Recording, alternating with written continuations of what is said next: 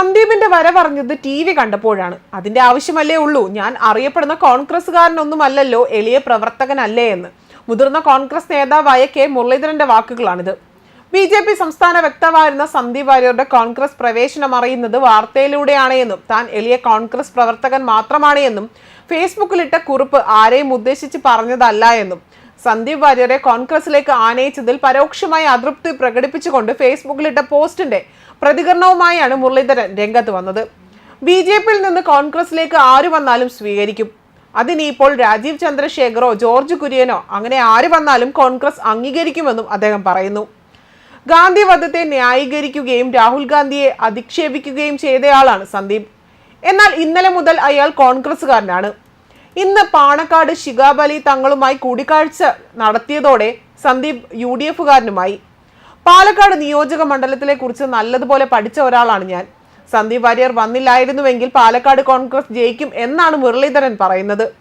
അതേസമയം സന്ദീപ് വാര്യർ താമര നിലത്തിട്ട് കോൺഗ്രസിന് കൈകൊടുത്തതിന് പിന്നാലെ BJP പാളയത്തിൽ നിന്ന് കൂടുതൽ പേരെ തങ്ങളുടെ ക്യാമ്പുകളിലേക്ക് എത്തിക്കാനാണ് VD സതീശനും ഷാഫി പറമ്പിലും ഉൾപ്പെടെയുള്ള നേതാക്കളുടെ ശ്രമം നടക്കുന്നത്. പാലക്കാട് നഗരസഭയിലെ ചില അംഗങ്ങൾ UDFനൊപ്പം ചേർന്നേക്കും എന്നാണ് അഭ്യൂഹങ്ങൾ പുറത്തുവരുന്നതും.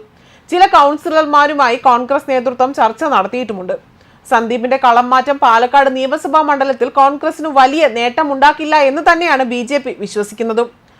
RSS നിയോഗിച്ച പ്രതിനിധികൾ BJPയുടെ തിരഞ്ഞെടുപ്പ് പ്രവർത്തനം ചിട്ടയായി മുന്നോട്ട് കൊണ്ടുപോകുന്നുണ്ട് എന്നും അതൃപ്തരുമായി ചർച്ച നടത്തിയിട്ടുണ്ട് എന്നും നേതാക്കൾ സൂചിപ്പിച്ചു. ദേശീയ സംസ്ഥാന നേതാക്കളുടെ കൂട്ടുവരവ് ഇല്ലാതെ BJPയുടെ തന്ത്രത്തിന്റെ ഭാഗമാണ് എന്നാണ് ഇവർ പറയുന്നത്. സംസ്ഥാന അധ്യക്ഷൻ K സുരേന്ദ്രൻ മണ്ഡലത്തിൽ ക്യാമ്പ് ചെയ്ത് പ്രചരണം നടത്തുന്നുണ്ട്. ഉപതെരഞ്ഞെടുപ്പിന് ദേശീയ നേതാക്കൾ പ്രചരണം നടത്തുന്ന പതിവില്ല എന്ന് BJP നേതാക്കൾ പറയുന്നു. അതേസമയം വലിയ വിജയ പ്രതീക്ഷയാണ് UDF വെച്ചു പുലർത്തുന്നതും.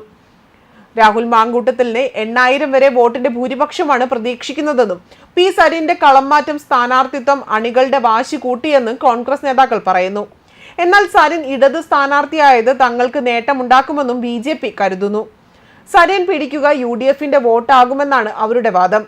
സന്ദീപ് വാര്യർ മറുകണ്ഠം ചാടിയതോടെ ഇത്തവണ എന്തു വില കൊടുത്തും ജയിക്കണമെന്ന തോന്നൽ BJP പ്രവർത്തകരിൽ ഉണ്ടായിട്ടുണ്ട് എന്ന് തന്നെയാണ് കോൺഗ്രസിന്റെ വാദം. BJP വിടാതെ സന്ദീപ് വാര്യർ വിമതനായി നിൽക്കുന്നതായിരുന്നു നല്ലതെന്ന് കരുതുന്ന കോൺഗ്രസ് നേതാക്കളും മണ്ഡലത്തിലുണ്ട്. BJPക്ക് സ്വാധീനമുള്ള നഗരസഭയിലെ ചില ഭാഗങ്ങളിൽ സന്ദീപിന് പിന്തുണ അർപ്പിച്ചുകൊണ്ട് പ്രത്യക്ഷപ്പെട്ട ഫ്ലെക്സുകൾ ഇപ്പോൾ കാണാനില്ല. ഇത് BJPയിൽ വോട്ട് ഏകീകരണം വരുന്നുവെന്ന സൂചനയാണ് നൽകുന്നതും.